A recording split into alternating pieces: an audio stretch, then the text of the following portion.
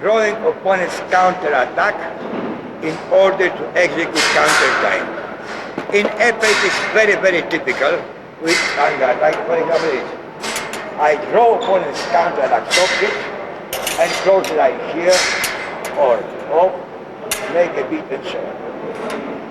In foil, if I start attack correctly, it means straighten the arm like that. Here, it's very difficult to stop hit because if she stops hit, she is hit. So you may use stop it only when my arm is bent like this. Oh, stop hit. And now I do it like this. Oh, stop it.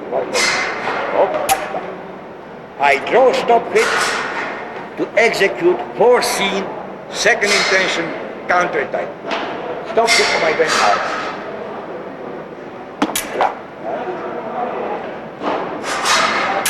Right? Now, you start attack with bent arm by stop it counter time.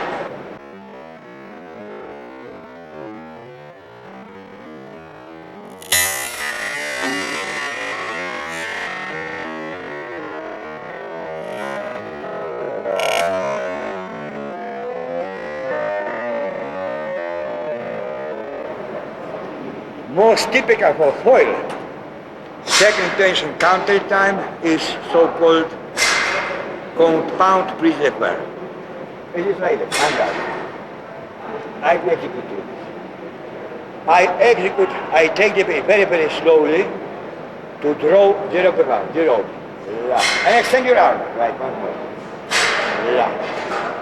And then parry or close the line, once more.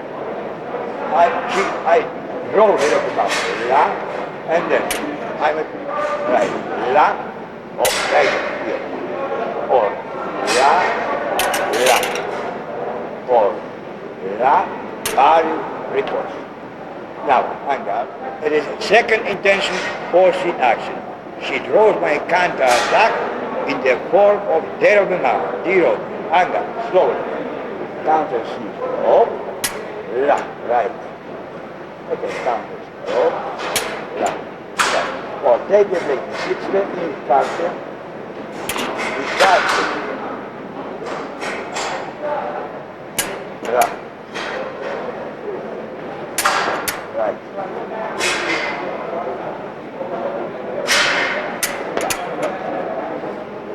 Another example, there are many, of second intention forcing action is when I have noticed that my opponent, when taken by surprise, takes parry and hesitates with the riposte, I attack and score a hit with a redouble bout, anger, parry counter seize.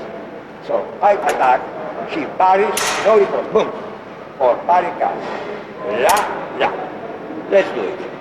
Make an attack, I parry with no riposte, and on launch, redouble, anger. Right, small movement, one more. I parry counter. Right. All first and second intention are forcing actions. First intention, we go according to our plan. Second intention too, but we draw a certain action to score a hit. So we have demonstrated foreseen actions. Now unforeseen. As the name implies, you don't know what's going to happen and you have to rely. For example, pupil is standing, I make attack with the pair, it's unexpected to choose it. It is obviously a force method. I use here force method. Or, more realistically, we maneuver on the piste, I execute certain strokes, certain actions, pupil has to assess them, recognize, choose the right decision and execute. Anger, first. You don't know what's going to happen. You look what I'm doing and take the right decision. Anger. Oh.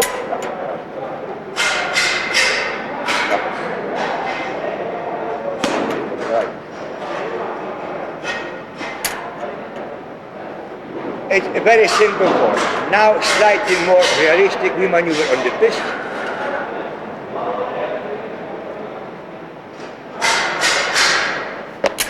Right. Give it around now. Right. Without going. Back. Windmill. Oh, right. Right. Now. Oh, right. Now,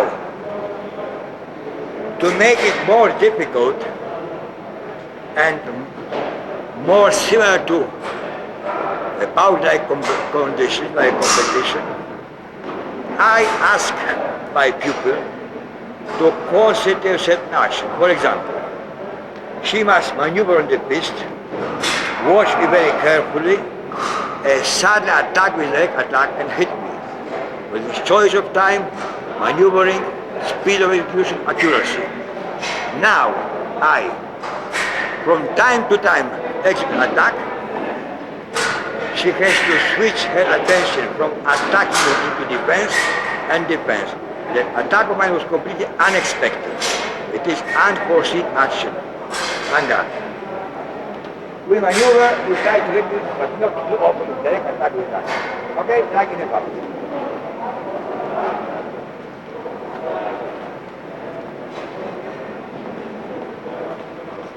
Right.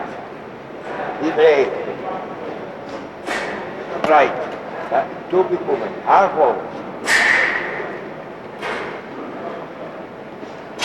Right.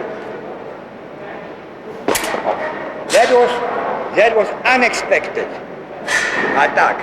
Unexpected actions, unforeseen actions are mostly defensive or defensive offensive. Mostly. Now, another example. Her task is to score a hit with counter-seize binding and direct thrust. Maneuvering, counter-seize binding, direct thrust, and forward thrust.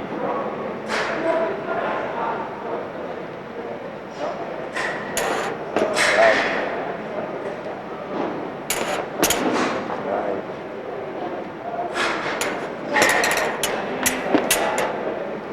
That was unexpected. Now the third group, so we have discussed and demonstrated foreseen actions, first and second intention, and unforeseen actions. Now partly foreseen actions. The first part is foreseen, premeditated, and second part is unforeseen. And there are two varieties, superficially very similar, but they have in common only one thing. The first part is foreseen, the second part of fencing is unforeseen. Otherwise, as far as tactical thinking, mental processes, methods of teaching and coaches are completely different. These two varieties of partly foreseen actions are action with unknown final, so-called open eyes actions, and B, actions with change of decision during execution. The first variety, actions with unknown destination, so-called open eyes. Here, the competitor knows only the beginning. He chooses the right time and distance, executes a certain movement, feint, or take the blade, or step forward, knowing in advance that he doesn't know how he's going to finish. The final of the action depends on what the opponent does. For example, I start, it's very difficult, please here. I start with a short, delicate feint, like this. If my opponent does not react, I finish quickly with direct thrust. Or the same, I start like that, I only know the beginning. I see my opponent try to parry card, I disengage. Or I start like that, my opponent counter attacks, I stop hit.